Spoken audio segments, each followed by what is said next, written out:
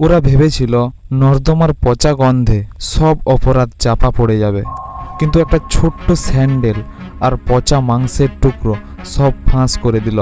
2006 সালের 29শে December নয়ডার sector 31-এর পাশে নিঠারি গ্রাম। Police যখন ড্রেনের ভারী স্ল্যাবটা সরায়, ভেতর থেকে কেবল পচা জল বেরোয় না, বেরোয় মানুষের আঙুল, মেয়েদের চুড়ি আর একের পর এক মাথার খুলি। সেই দৃশ্য দেখার পরই স্পষ্ট হয়ে যায় এটা ভারতের ইতিহাসের সবচেয়ে ভয়ঙ্কর সিরিয়াল কিলিং কেসগুলোর একটি। Hey, this is BX, let's kill the complex. আজ কথা বলবো নিঠারি হত্যাকাণ্ডের আসল কাহিনী নিয়ে। অনেক ইউটিউব ভিডিওতে এই ঘটনাটা নিয়ে নানা রকম কথা বলা হয়েছে, নরমাংস খাওয়া, বিরিয়ানি বিক্রি, কিন্তু সত্যটা কি?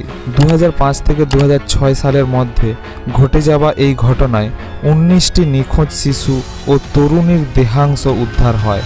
কিন্তু 19 বছর ধরে চলা মামলার শেষ রায় যা এলো তা শুনলে তুমিও অবাক হবে। গল্পের শুরুটা 2005 সালের ফেব্রুয়ারি মাসে, নিঠারি গ্রামের বস্তি এলাকা।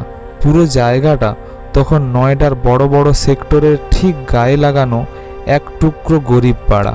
এখানে থাকেন বিহার, উড়িষ্যা আর পশ্চিমবঙ্গ থেকে আসা পরিযায়ী শ্রমিকেরা। এদের থাকা হয় ছোট্ট খোপড়িতে, কাজ করেন ধনীদের বাড়িতে আর দিন আনে দিন খায়। প্রথমে উধাও হয় পায়েল নামের 5 বছরের একটা ফুটফুটে মেয়ে। বাবা রিক্সা চালান, মা অন্যদের বাড়িতে থালা বাসন মাজেন। বিকেলে পায়েল খেলতে বেরোয় আর ফেরে না। পায়েলের পর একে একে হারিয়ে যায় রেহানা, আঁচল, রেশমা। সবার বয়স 20-র নিচে। এদের মধ্যে ছিল 20 বছরের পিঙ্কি সরকার, যার স্বপ্ন ছিল বড় হয়ে কিছু করার। পরিবারের লোকজন পাগলের মতো খোঁজেন, থানায় যান, কান্নাকাটি করেন, কিন্তু সেক্টর 20-র পুলিশ তখন তাদের পাত্তা দেয় না। অভিযোগ উঠেছিল, পুলিশ বলে আপনাদের মেয়ে পালিয়েছে, কোনো ছেলের সাথে চলে গেছে। কিছু আধিকারিক তো সরাসরি অশ্লীল মন্তব্য করে বসেন, কিন্তু এই বাবা মায়েরা হাল ছাড়েন না। এক বাবা তো জোর করে পুলিশকে ধরে নিয়ে গিয়েছিলেন D5 বাংলোর পেছনের ড্রেনের কাছে। দূর থেকে নাক টিপে অফিসার বলেছিলেন, এটা মরা ইঁদুরের গন্ধ, তুই নাটক করিস না। আর উল্টে সেই বাবাকে পেটানো হয়। পরবর্তী তদন্তে প্রমাণ হয় অন্তত 40টি নিখোঁজ ডায়েরি জমা পড়েছিল থানায়, কিন্তু একটাও আমলে নেওয়া হয়নি। উত্তরপ্রদেশের তৎকালীন মুখ্যমন্ত্রী মুলায়ম সিং যাদবও পরে স্বীকার করেন পুলিশের চরম গাফিলতি ছিল। সময় মতো ব্যবস্থা নেওয়া হলে অনেকগুলো প্রাণ বেঁচে যেত। এবার আসো একটু জেনা যাক সেই বাড়িটাকে, যে বাড়িটা হয়ে উঠেছিল একটা জীবন্ত কসাইখানা। নিঠারি গ্রামের শেষ মাথায় দাঁড়িয়ে থাকা সাদা রঙের দোতলা বাংলো, নাম D5। উঁচু প্রাচীর, চারপাশে বড় বড় গাছ, দেখলে মনে হবে কোনো শান্ত অভিজাত পরিবারের বাস। আসলে এটা ছিল নয়ডার ব্যবসায়ী মনিন্দর সিং পান্ধেরের বাড়ি। 2004 সালের ফেব্রুয়ারিতে বাড়িটি কেনেন পান্ধের, আর ঠিক 4 মাস পর একই বছরের জুলাই মাসে কাজের লোক হিসেবে রাখেন সুরিন্দর কোলি নামে এক যুবককে। কোলি ছিল খুব চুপচাপ, মুখে হাসি লেগেই থাকতো, কিন্তু মনটা ছিল ভয়ঙ্কর রকমের অসুস্থ। এলাকার বাসিন্দারা বলতেন কোলি যখন একা বাড়িতে থাকতো তখন প্রায় রাতের দিকে বাংলো থেকে অদ্ভুত আওয়াজ শোনা যেত, আর পেছনের ড্রেন থেকে সবসময় ভেসে আসতো একটা বাজে গন্ধ। গ্রীষ্মকালে এই দুর্গন্ধ এত ভয়ানক হতো যে পাশের বাড়ির লোকেরা জানালা বন্ধ করে রাখত। কেউ সাহস করে বলতেও যাননি, কারণ পান্ধেরের পেছনে ছিল স্থানীয় বড় বড় লোকজনের ইশারা। কারো বিরুদ্ধে অভিযোগ করলেই পুলিশ উল্টে অভিযোগকারীকেই হেনস্থা করত। ফলে গন্ধটা রোজ বাড়তে থাকলো আর অপরাধটাও চলতে থাকলো। এখন আসা যাক সেই ভোরের দৃশ্য। 29শে ডিসেম্বর 2006, শীতের কনকনে সকাল। নিঠারি বস্তির এক রাখাল ছেলে নালার ধার দিয়ে যাচ্ছিল। হঠাৎ দেখতে পায় জলের ওপর সাদা সাদা কিছু ভাসছে। কাছে গিয়ে দেখে মনে হয় কোনো জন্তুর মাংসের টুকরো হবে, কিন্তু একটু এগোতেই চোখ আটকে যায়। ওটা স্পষ্ট একটা মানুষের আঙুল। সঙ্গে সঙ্গে গোটা বস্তিতে চিৎকার পড়ে যায়, লোক জড়ো হয়, খবর দেওয়া হয় পুলিশে। এবার আর পুলিশ এড়াতে পারে না ব্যাপারটা। ভারী স্ল্যাবটা সরানো হয়, নিচের ড্রেন থেকে যা বেরোয় সে দৃশ্য যারা দেখেছে তারা আজও ভুলতে পারেননি। পচা কাদার নিচে মিশে থাকা অসংখ্য হাড়গোড়, 4-5টা মেয়ের মাথার খুলি, ছোট ছোট ফ্রক, ফিতে, চুড়ি, নীল রঙের চটি। একটা ড্রেনেই নয়, পুরো পেছনের জায়গা খুঁড়ে পুলিশ 14 জায়গা থেকে উদ্ধার করে অসংখ্য হাড়, দাঁত, এমনকি একটা কঙ্কালও।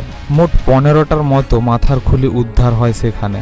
পুলিশের ঘাম ছুটে যায়। তৎক্ষণাৎ গ্রেপ্তার করা হয় বাড়ির মালিক মনিন্দর সিং পান্দের এবং কাজের লোক সুরিন্দর কোলিকে।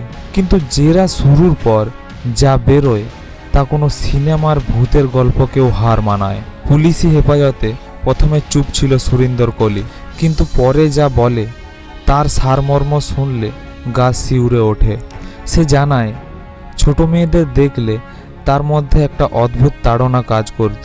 সে চকলেট, খেলনা বা কাজের লোভ দেখিয়ে টেনে আনতো বাংলোর ভেতরের নির্জন ঘরে বা বাথরুমে। প্রথমে গলা টিপে মারত, আর তারপর সেই নিথর দেহের সঙ্গে করত শারীরিক সম্পর্ক। এরপর রান্নাঘর থেকে আনতো ধারালো করাত আর কুঠার, দেহটাকে টুকরো টুকরো করত, কিছু অংশ ফ্লাশ করে দিত টয়লেটে, আর হাড়গুলো ফেলে দেওয়া হতো পেছনের ড্রেন আর জঙ্গলে। পচা গন্ধ চাপতে ব্যবহার করত অ্যাসিড। গণমাধ্যমে এই সময় রটে যায় যে কোলি নরম মাংস খেত এবং মাংস বিরিয়ানি হিসেবে বাজারে বিক্রি করত। কিন্তু এখানে একটা পরিষ্কার কথা বলা দরকার, আদালতে এই দাবির পক্ষে কোনো ফরেনসিক রিপোর্ট, নির্ভরযোগ্য সাক্ষী বা বৈজ্ঞানিক প্রমাণ কখনো পেশ করা হয়নি। সিবিআই এই অভিযোগ নিয়ে কখনো চার্জশিট দেয়নি, কাজেই এটা অপ্রমাণিত গুজব হিসাবেই ইতিহাসে থাকলো। আরেকটা বড় চমক আসে পরে। এই যে স্বীকারোক্তি যেটা কোলি পুলিশের কাছে দিয়েছিল, সেই জবানবন্দিটাই 2025 সালে সুপ্রিম কোর্ট মুখ ফিরিয়ে নেয়। আদালত দেখে টানা 60 দিন পুলিশি রিমান্ডে রেখে শারীরিক নির্যাতনের মাধ্যমে এই স্বীকারোক্তি আদায় করা হয়েছিল। কোলি পরে তা প্রত্যাহার করে বলে, আমাকে ভয়ানক মারধর করা হয়েছিল। আদালত স্বীকারোক্তিটিকে অবিশ্বাস্য এবং স্বেচ্ছায় দেওয়া নয় বলে খারিজ করে দেয়। কিন্তু সেটা জানতে আমাদের 19 বছর অপেক্ষা করতে হয়েছিল। প্রশ্ন করতেই হয়, পুলিশ যদি প্রথম অভিযোগ পাওয়ার পরেই ড্রেন খুলে দেখত, তাহলে কি এত প্রাণ বাঁচানো যেত? উত্তরটা হ্যাঁ, এবং এখানেই পুলিশের 3টি মারাত্মক ভুল ধরা পড়ে। প্রথম ভুল, দরিদ্রের প্রতি ঔদ্ধত্য। ভুক্তভোগীদের পরিবার ছিল গরিব, ভিন্ন রাজ্যের বাসিন্দা, তাদের কোনো দাদাগিরি ছিল না, তাই তাদের কান্নার দাম ছিল শূন্য। দ্বিতীয় ভুল, নিয়মতান্ত্রিক গাফিলতি। প্রায় 40টি অভিযোগ জমা পড়ার পরও স্থানীয় পুলিশ একটাও তদন্ত করেননি। তৃতীয় ভুল, প্রভাবশালী ব্যক্তিকে বাঁচানোর চেষ্টা। মনিন্দর সিং পান্দেরের পেছনে ছিল স্থানীয় প্রশাসন ও রাজনৈতিক প্রভাব। পুলিশ তাই পুরো ঘটনাটা চেপে রাখার চেষ্টা করে। 2007 সালে তদন্তের ভার পড়ে সিবিআই এর হাতে। তারা পুরো বাংলো খুঁড়ে, পাইপলাইন কেটে, জঙ্গল সাফ করে আরও বহু হাড় ও দেহাংশ উদ্ধার করে। কিন্তু ততদিনে অপরাধস্থল পুরোপুরি নষ্ট হয়ে গেছে। ফরেনসিক দল দেখে এভিডেন্স সংগ্রহে কোনো বৈজ্ঞানিক পদ্ধতি মানা হয়নি। রক্তের ছোপ, দেওয়ালের কাটা দাগ, এগুলো সঠিকভাবে নথিভুক্তই করা হয়নি। একটি পূর্ণাঙ্গ দেহ কখনো উদ্ধার হয়নি। পরবর্তীকালে 2023 সালের অক্টোবরে এলাহাবাদ হাইকোর্ট এই তদন্তকে খুব খারাপভাবে করা বা বজড আখ্যা দেয়। আদালত বলে, ক্রাইম সিন আগে থেকেই সুরক্ষিত ছিল না, প্রমাণ সংগ্রহে চরম অবহেলা করা হয়েছে এবং অঙ্গ প্রত্যঙ্গ পাচারের যে জাল্পনা ছিল তা খতিয়ে দেখা তো দূর, সেই দিকটা পুরোপুরি ফাইলেই রাখা হয়নি। আদালতের ভাষায় এই তদন্ত ছিল জনগণের বিশ্বাসের সঙ্গে বিশ্বাসঘাতকতা। আদালতে এই মামলা চলেছে 19 বছর ধরে। কত কিস্তিতে শুনানি, কত প্রতিবাদ, কত পরিবারের অপেক্ষা। এরই মাঝে 2023 সালে অক্টোবরে প্রথম বড় ধাক্কা আসে। এলাহাবাদ হাইকোর্ট সুরিন্দর কোলিকে 12টি মামলায় এবং মনিন্দর সিং পান্দেরকে 2টি মামলায় বেকসুর খালাস করে দেয়। আগের দেওয়া ফাঁসির সাজা বাতিল হয়ে যায়। সিবিআই এই রায়ের বিরুদ্ধে সুপ্রিম কোর্টে আপিল করে। আক্রান্ত পরিবারগুলোর শেষ আশা ছিল সুপ্রিম কোর্ট, কিন্তু 2025 সালে 30 জুলাই সুপ্রিম কোর্টও আপিল খারিজ করে দেয়। এরপর একেবারে শেষের ধাপ, বাকি থাকা সর্বশেষ মামলা। 2025 সালের 11 নভেম্বর সুপ্রিম কোর্ট এই মামলাতেও সুরিন্দর কোলিকে বেকসুর খালাস করে দেয় এবং তাকে জেল থেকে মুক্তি দেওয়ার নির্দেশ দেয়। আদালত যে কথাটা বলে সেটাই এই কেসের সবচেয়ে মর্মান্তিক সত্য। এই মামলায় আসল অপরাধীকে তা কখনো খুঁজে পাওয়া যায়নি। ভাবো একবার, 19টি পরিবারের সন্তান উধাও হলো, 15টার মতো মাথার খুলি উদ্ধার হলো, অথচ শেষমেশ অপরাধী খুঁজেই পাওয়া গেল না। পান্দের যেখানে দীর্ঘদিন জেল খেটে ছাড়া পেয়েছেন, কলিও শেষ রায়ে মুক্তি পায়, অথচ যাদের প্রাণ গেল তারা কারো বিচার পেল না। নিঠারির বাবা মায়েরা এই রায় শুনে বাক্যহারা হয়ে পড়েন। এক মা বলেন, আমার মেয়ের একটা হাড়ও আমি ফেরত পাইনি, শেষবারের মতো কপালে হাত বুলিয়ে বিদায় জানাতে পারিনি, আর ওরা বলছে খুনি ধরাই পড়েনি। আজ এতগুলো বছর পর নিঠারির সেই D5 বাংলো আগাছায় ভরা, তালাবদ্ধ পড়ে আছে, জানালায় ধুলো জমেছে, দেওয়ালে শ্যাওলা ধরেছে। যে ড্রেন থেকে একদিন ফুটফুটে মেয়েদের চুড়ি আর স্যান্ডেল তুলে আনা হয়েছিল, সেই ড্রেন এখনো বোঝানো, কিন্তু ইতিহাসটা বোঝানো যায়নি। নিঠারি আমাদের শিখিয়ে গেল, গরিবের কোনো দাম নেই। নিখোঁজ ডায়েরির কাগজ ফাইলের নিচে চাপা পড়ে থাকে, আর আমরা তখনই ঘাবড়াই যখন পচা গন্ধ বাতাসে ছড়িয়ে পড়ে।